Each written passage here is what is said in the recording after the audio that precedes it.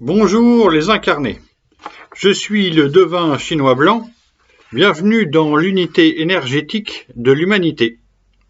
Aujourd'hui on continue l'initiation à la divination du texte des traits dans le I Ching avec Gauguin, de sa toile Area Area jusqu'à Noa Noa, un petit livre qu'il a écrit. Tout le monde en a déjà entendu parler du peintre impressionniste Paul Gauguin, 1848-1903, de sa peinture tahitienne et polynésienne. Il est sculpteur et il est aussi écrivain. C'est moins connu, mais c'est tout aussi réel. Gauguin a vécu dans l'énergie 22 de la grâce, embellir. Cette énergie de la grâce est composée en bas de l'élément du feu et en haut de l'élément de la montagne. La réunion de ces deux éléments produit une image, celle du feu qui illumine la montagne par le bas. La lumière monte et illumine la montagne. Qu'est-ce que ce feu illuminant la montagne dans la nature? C'est un volcan, simplement. Ok? On va y revenir. C'est chez Gauguin, le volcan. En 1996, quand je suis rentré de Tahiti, la peinture de Gauguin me parlait à toile ouverte. Je comprenais ce qu'il racontait dans sa peinture, avec ou sans titre. C'est-à-dire que Gauguin a fait 2 voyages à Tahiti. Le premier, il met des titres. Le deuxième, il y va sur Ivaoa, aux Marquises, et il met plus de titres. Il a pu à se justifier et s'expliquer. Il peint. Et comme avait dit son contemporain Arthur Rimbaud, dans sa lettre aux voyants, il faudra un dérèglement de tous les sens pour mieux voir la peinture de Gauguin. C'est ce que je vais vous montrer. On va prendre l'exemple de l'Area Area qu'il a peint en 1892 à Tahiti, c'est-à-dire lors de son premier voyage, quand il arrive en 91. Il arrive en 91. Et d'accord. Donc je vous montre la toile. Je vous montre une toile qui est connue. L'original est à Orsay, au musée d'Orsay à Paris. Alors ici, donc Area Area, ça se traduit en tahitien par joyeuseté. Mais si on bourlingue un peu, on parle un peu plus, en fait ça décrit une bringue, la bringue, ok? On dirait à Paris, on fait la bringue, on fait la fête. Et là, c'est la fête, c'est un enivrement de tous les sens. C'est-à-dire qu'on a un chien qui renifle par terre, c'est les odeurs. On a une femme qui nous regarde droit dans les yeux, c'est le regard. On a la musique avec une flûte, normalement nasale à cette époque-là, mais là c'est buccal, ça revient au même. Et puis on a toute cette nature avec un arbre bleu, un chien orange. Bon, on est dans un enivrement de tous les sens. Ok? Je pourrais développer. Si ici en arrière-plan, on appelle ça une grande statuette. On est en pleine nature. C'est comme un temple en pleine nature chez les Tahitiens, les Maoris. On appelle ça un tiki. Voilà. Et les femmes viennent prier, ou les hommes viennent prier, etc. Bon, on est en pleine nature tahitienne, tout à fait, très naturellement. Ok. Donc ça, c'est ce qu'on voit en surface. Il y a des très belles couleurs, c'est très coloré, c'est très audacieux pour l'époque, c'est vraiment la couleur qui nous interpelle. Bon, passons à l'envers du décor. Moi, quand je rentre de Tahiti, c'est pas ça que je vois. Je vois comment Gauguin y peint lui. Alors, en fait, c'est une scène. Dans cette simple scène de vie, il faut aller beaucoup plus loin. J'en suis là. Pardon. À présent, je vais vous montrer ce que je vois, ce que je perçois dans cette toile quand je rentre de Tahiti en 96. Alors, on est par ici. En fait, je vois le visage de Gauguin. Et ce qui m'intéresse de vous montrer, c'est que je ne l'invente pas, il est dans la toile. Ok? Alors, ça va être mieux dans ce sens-là. Ok. Donc, le chien orange se transforme en oreille. On a le visage de Gauguin qui va sortir de terre comme ça, dans ce sens-là, vers le ciel. Ok? Donc là, on a l'oreille. Ici, on a l'œil rouge avec la pupille noire, l'œil exorbité, on va dire. Les herbes un peu folles, ce sont les cils et les surcils. chevelure de la femme à la flûte, de la tahitienne, la vainée, c'est le saillant du nez. Ici, la chevelure de l'autre tahitienne dessine l'infériorité de la bouche, la lèvre inférieure, et elle est complètement avalée parce qu'elle s'appelle Tiamana et que c'est sa tahitienne, ils sont amoureux très dans le désert ardent. Ok? Donc c'est ça qui se passe. Là, on rentre dans la perception artistique et spirituelle de Gauguin. Gauguin, il recompose une réalité et il va décliner toute cette toile dans une série complète avec, je sais plus, c'est 8 ou 10 toiles, dont un éventail absolument magnifique, sublime, que j'ai pas vu pour de vrai, mais qui existe sur des photos. Voilà. Donc voilà ce que je vois en 1996, comment la peinture de Gauguin, j'ai pas besoin qu'on me la raconte, je la sens, je la vis. Ok? Parce que j'ai vécu un petit peu de cette aventure-là aussi. Grâce aux Maoris, grâce à une tahitienne, etc., etc. Je développe pas, c'est pas le sujet. Je conclus cette petite partie par rappeler une définition, un mot de François Cheng qui dit « L'art n'est rien d'autre que l'exaltation de la saveur cachée des choses ». On voit bien dans cette toile de Gauguin que tout est saveur, tout est exaltation, enivrement d'essence. Bon. 4 ans plus tard, à l'été 2000, j'ouvre pour la première fois le Yiking. Je ne sais pas ce que c'est, je le lis comme un roman. Pour entrer dans la pensée de l'immuabilité des transformations, je dois oublier toute ma pensée occidentale. C'est parmi beaucoup de processus, c'est le premier, le plus profond des processus. Il faut que j'oublie tout pour apprendre quelque chose de nouveau. Et rentrer dans la pensée du Yiking. Voilà, c'est le principal processus en cours. C'est une grande joie, un émerveillement, une jubilation. En même temps, c'est tout un travail. C'est un cœur qui souffre et qui s'ouvre en même temps, qui se réchauffe sans savoir pourquoi, comment. Il y a une sorte de révélation. Bon, c'est une aventure absolue, complète, dans un nouveau sacré tel que je l'avais jamais envisagé. Et à la fin de cette première lecture, je sais que je vais faire ça jusqu'à la fin de ma vie, et puis donc c'est ce qui se passe. J'ai déjà dit, c'est comme ça. Donc je lis Yiking comme on lit un roman, page après page. Et quand j'arrive à l'hexagramme 22, donc là je vous raconte ma première intuition et qui correspond à celle de l'énergie de Gauguin. Donc à l'hexagramme 22, la grâce, je lis cette première lecture de Yiking s'effectue dans la traduction jaune de Richard Wilhelm. La rouge n'existe pas encore. Donc j'ai une intuition, c'est un eureka qui change tout, une révélation. Un bouleversement intérieur qui pour moi c'est une révolution totale, mais je ne peux pas la traduire, vous à l'extérieur, ça ne résonne pas pareil. Ok? C'est quoi cette intuition? En fait, c'est juste une connexion, une mise en relation. Je comprends que l'énergie, que ce dont parle le livre à l'hexagramme 22, ça correspond à Gauguin, à la vie de Gauguin. Et c'est ça cette première révélation, comment ça se fait que ça parle de la vie de Gauguin. Je suis étonné, éberlué, puis je vais essayer de comprendre, je vais creuser. Je vais essayer de mettre des relations, voir, vu que j'ai déjà écrit une biographie de Gauguin en 96 quand je suis rentré de Tahiti, j'ai la logique chronologique déjà de sa vie.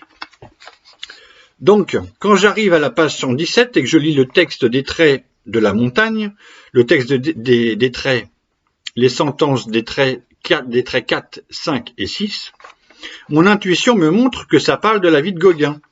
Donc, j'ai écrit une vie de Gauguin il y a 4 ans plus tôt et tout rentre, ça marche. L'intuition est bonne, ça s'emboîte comme dans un puzzle.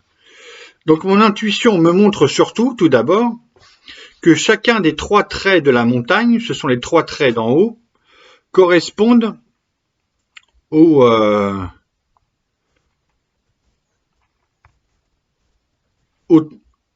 à 3 voyages que Gauguin fait, le premier à la Martinique, le deuxième à Tahiti et le troisième à Ivaoa, c'est les îles Marquises. Et comme par hasard, ce sont 3 volcans éteints. Donc, c'est bien une montagne illuminée par le feu en bas qui jaillit, et à chaque fois Gauguin part de volcan en volcan, voyage de volcan en volcan. Mais c'est très important, c'est-à-dire qu'il est en adéquation, en harmonie totale avec son élément. Il faudrait que je développe ça dans toute une vidéo, c'est la personne en harmonie avec son élément. C'est dans 99% de nos cas à nous, c'est comme ça que ça se passe. Il y a quelques cas récalcitrants, mais c'est très rare. Donc, c'est l'énergie de la grâce et qui est une énergie volcanique, et c'est pour ça que Gauguin choisit, sans le savoir rationnellement, mais intuitivement, instinctivement, il le sait. Ok ? Il va chez lui, dans son élément de la nature. Et c'est pour ça aussi que son mythe qui va apparaître à Paris, grâce à son ami Monfred et d'autres, le mythe de Gauguin parti aux îles peindre, il va prendre, parce que c'est en adéquation, ça marche, c'est naturel. Ok ? C'est son énergie. Donc le texte du 4e trait parle du voyage de Gauguin quand il part à Saint-Nazaire en bateau vers Panama le 10 avril 1887. Puis il séjourne en Martinique en 1987 où il peint toute une série de toiles magnifiques, très chaudes. On ne les connaît pas très bien parce que la peinture tahitienne a pris le devant de son œuvre, mais elles sont sublimes, sublimes, sublimes. Donc, cette période du 4e trait s'étire jusqu'au 1er avril 1891 pour Gauguin, où là, il part de Marseille pour son premier voyage à Tahiti vers Papeete. Alors, il faut savoir que quand Gauguin était jeune, il a été marin. Il a même fait la guerre maritime de 1870-71 contre les Allemands. Il a été marin, il a déjà voyagé partout sur la planète, c'est pour ça qu'il n'a pas d'appréhension. Cependant, à ce moment-là, quand il part de Marseille jusqu'à Papeete, c'est quand même 6 mois de bateau. Ok ? Bon, et aujourd'hui, c'est 24 heures d'avion. Il s'est passé quelques moteurs. Donc, le texte du 5e trait, je vais le développer un tout petit peu, de Gauguin commence avec son départ à Tahiti, donc le 1er avril 1891. Donc la périodicité de son 5e trait commence, j'ai réussi à dater ça dès ma première intuition. Je vous lis les 4 sentences de ce 5e trait de la grâce de Gauguin, traduit par Javary et Faure, la traduction rouge. Sentence 1. Embellir au jardin du tertre ancestral. C'est par exemple la toile de Area Area que je viens de vous montrer, qui est à Orsay, de 1892. Ok ? Il fait une recomposition, il compose une réalité. Jardin du tertre ancestral, c'est bien un tertre ancestral avec le tiki derrière et les femmes qui sont là pour prier. Ok ? C'est un exemple parmi d'autres, mais là ça marche absolument. Deuxième sentence. Un infime rouleau de soie grège. Fermez les guillemets. Alors ça, on est en 1894. Gauguin décide de partir de Tahiti, de rentrer à Paris pour créer l'événement, pour vendre des toiles, pour se requinquer un peu, etc. Et sur le chemin du retour en 1894, ça dure donc encore 6 mois, il écrit un petit livre où il raconte son expérience avec les Maoris, un peu de mythologie maori, un peu de son expérience à lui. Il parle aussi de sa peinture. C'est un peintre qui prend la plume et qui écrit un petit livre pour parler de son expérience. Ce petit livre s'appelle Noa Noa, ça veut dire parfumé en tahitien, et c'est un petit trésor. C'est un petit chef-d'œuvre écrit par un peintre, et c'est vraiment digne d'un écrivain. Ok ? Et pour ceux qui s'intéressent à ça, alors aujourd'hui il doit être difficile à trouver, c'était les Mille et une nuits à l'époque quand j'ai acheté ça, il y a 30 ans peut-être. On comprend mieux sa peinture, il donne des clés parce qu'il y a des toiles qui sont mises en mots. Ok ? Ça fait rentrer dans sa peinture. La troisième sentence, c'est Gênes. Donc là, c'est quand il est à Paris ou en Bretagne, etc., sur le continent européen. Il va vivre avec une femme qui va faire des polémiques, etc. On va le regarder de travers. Et puis, en quatrième sentence, il y a ouverture. Là, il va pouvoir repartir, préparer son nouveau départ et son départ définitif. Donc, le 6e trait et dernier trait de la grâce de Gauguin, ça est traduit par Richard Willem par grâce simple. ou pas de blâme, et par Javarier-Fort par pur embellissement. Donc là, ça correspond aux toiles qu'il effectue quand il arrive sur son deuxième voyage à Tahiti. Il va très vite sortir de Tahiti, il va s'embêter, et il va partir encore plus sauvage sur les marquises pour vivre parmi les marquisiens. Okay, et puis il va rentrer en conflit aussi avec les blancs colonisateurs. Ça le rattrapera jusqu'à la fin de ses jours. Bon, par contre, ça veut dire que toutes les toiles qui ne sont plus de Tahiti, qui sont de Ivaoa, correspondent à cette période du 6e trait, où c'est un pur embellissement. La toile, par exemple, des chevaux sur la plage, magnifique, on dirait une transparence de beauté, tellement c'est pur, c'est beau, ça correspond à cette énergie-là. Ok, il y en a plein d'autres. Je vais pas défaire l'œuvre, enfin étaler l'œuvre maintenant, c'est pas le sujet. Donc pour cette période du 6e trait de la grâce de Gauguin, qui commence le 3 juillet 1895, quand il quitte l'Europe définitivement, il retourne à Tahiti, puis il va vivre aux Marquises, à Ivaoa principalement, où il va s'éteindre le 8 mai 1903. Et j'ai déjà raconté que peu après, les autorités des colonisateurs vont vendre ces toiles à Papeete, que Victor Ségalen va passer par là, acheter quelques toiles à 3 sous, et puis la palette du peintre, etc. En 2011, j'ai donc écrit un livre aussi sur les biographies. J'appelle ça hexagrammique, quand j'arrive à refaire tout le pulse de la personne, de l'énergie de la personne, et montrer que son destin est en fait, c'est du sens de la vie. Ok, on change la teneur du destin ou de la destinée, ces notions qui apparaissent une fatalité dangereuse. En fait, je montre que c'est du sens de la vie qui s'est harmonisé, de l'énergie.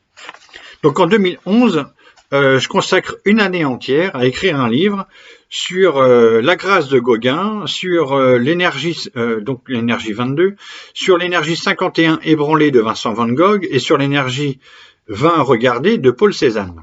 Voilà. Le livre n'est pas édité parce que personne n'en a voulu, mais le livre existe dans mes cartons, dans les tiroirs. Donc, pour aujourd'hui, ce que je voulais montrer, c'est que le Viking nous permet de reconstituer le sens de la vie de la personne, ainsi que d'éclairer sous un jour nouveau l'œuvre picturale, la peinture, les toiles. Je pourrais développer toute une biographie sur le sujet. Donc le Viking, c'est ma conclusion, est bien à entendre comme le langage lui-même.